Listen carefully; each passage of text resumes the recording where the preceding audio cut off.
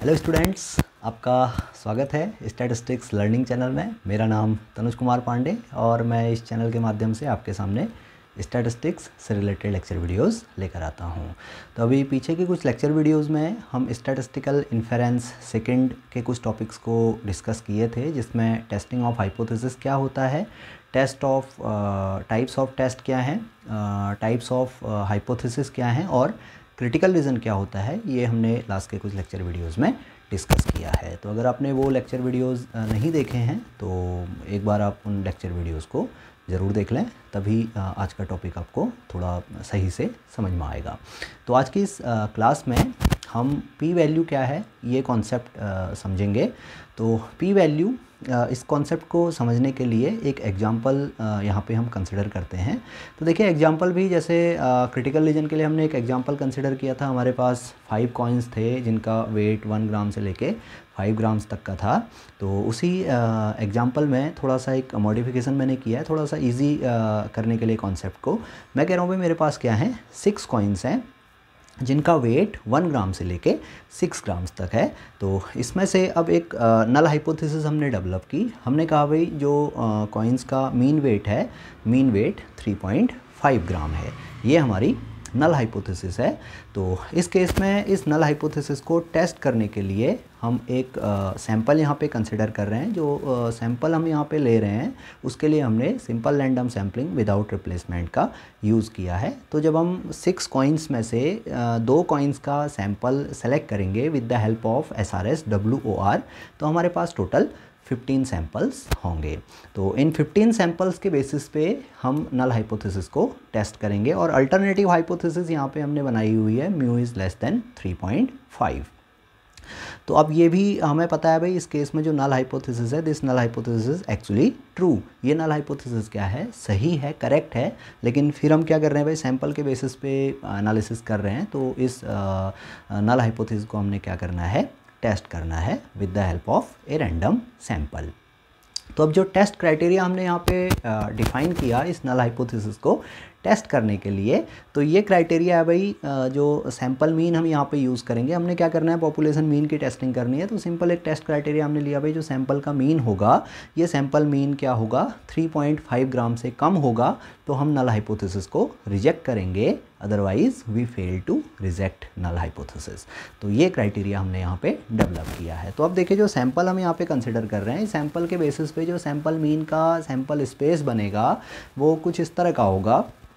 तो आप देख रहे हैं इसमें टोटल 15 सैंपल्स हैं। तो 15 सैंपल्स में से कुछ सैंपल हमारे क्रिटिकल रीजन में चले गए और कुछ सैंपल हमारे एक्सेप्टेंस रीजन में हैं। क्रिटिकल रीजन क्या होता है, एक्सेप्टेंस रीजन क्या होता है, ये लास्ट के कुछ लेक्चर वीडियोस में हम ऑलरेडी डिस्कस कर चुके हैं। तो अब देखिए यहाँ पे जो क्रिटिकल रीजन बन रहा है इसमें 6 सैंपल पॉइंट्स हैं और जो एक्सेप्टेंस रीजन है इसमें रिमेनिंग 9 सैंपल पॉइंट्स हैं। तो हर सैंपल का सैंपल मीन हम कैलकुलेट कर लें तो एक सैम्पलिंग डिस्ट्रीब्यूशन हमें मिलेगा। हम इसे कह सकते हैं भाई sampling distribution of sample mean. तो ये सैम्पलिंग डिस्ट्रीब्यूशन मैंने इस केस में प्रोबेबिलिटी के टर्म्स में यहाँ पे डिफाइन किया हुआ है। तो जो आप देख सकते हैं जो सैम्पलिंग डिस्ट्रीब्यूशन है इसमें सैंपल मीन की वैल्यूज़ हैं और हर सैंपल मीन की वैल्यू की प्रोबेबिलिटी है। जैसे सैंपल मीन है हमारा 1.5, तो 1.5 कब आएगा, जब हमारा सैंपल फर्स्ट सैंपल सेलेक्ट होगा 1,2। इसी तरह से 2.0, इसी तरह से 2.5। तो अब यहाँ पे देखिए जो 2.5 है इसकी प्रोबेबिलिटी 2/15 है। क्यों है, क्योंकि 2.5 यहाँ पे दो पॉसिबल केसेस में, 2 सैंपल केसेस में पॉसिबल है। पहला सैंपल केस है 1,4 जहाँ पे मीन 2.5 होगा। इसी तरह से दूसरा पॉसिबल सैंपल है 2,3, यहाँ पर भी क्या होगा, मीन 2.5 होगा। तो अब इसके बेसिस पे जो टेस्ट क्राइटेरिया हमने डेवलप किया था, इस टेस्ट क्राइटेरिया के बेसिस पे जो साइज ऑफ क्रिटिकल रीजन है, that is probability of rejecting the null hypothesis when null hypothesis is actually true. तो ये अल्फ़ा से हम इसे डिनोट करते हैं, जिसे हम लेवल ऑफ सिग्निफिकेंस भी कहते हैं। तो इस केस में ये 40% होगा। टेस्ट हमारा लेफ्ट टेल्ड है। तो लेफ़्ट टेल टेस्ट में हम देख रहे हैं भाई जो सैंपल पॉइंट्स हैं हमारे लेफ़्ट में हमने उसके अरेंज किया। जब हम इसे असेंडिंग ऑर्डर में सैंपल पॉइंट्स को अरेंज करेंगे तो 3.5 से नीचे जो मीन होगा, जो मीन वैल्यूज़ होंगी, वो हमारा क्या करेगा, क्रिटिकल रीजन को कॉन्स्टिट्यूट करेगा। तो इस क्रिटिकल रीजन का साइज़, ये total probability 1/15 + 1/15 + 2/15 plus 2/15 that is probability of 1.5 to 3.0। ये टोटल प्रोबेबिलिटी हमारी 6/15 दैट इज़ 40%। तो साइज ऑफ क्रिटिकल रीजन इस केस में 40% हो गया। तो अब यहाँ से कॉन्सेप्ट निकल के आता है पी वैल्यू का। अब ये पी वैल्यू क्या है? तो अब सपोज़ करिए एक सैम्पल मीन हमें ऑब्जर्व हुआ, हमने ऑब्जर्व किया भाई सैम्पल मीन क्या है 2.5 है। तो इस सैम्पल मीन 2.5 का पी वैल्यू क्या होगा? अब ये पी वैल्यू हम यहाँ पे अगर डिफाइन करें तो P value is nothing but probability value. P value short में हम प्रोबेबिलिटी वैल्यू को शॉर्ट में हम पी वैल्यू कहते हैं।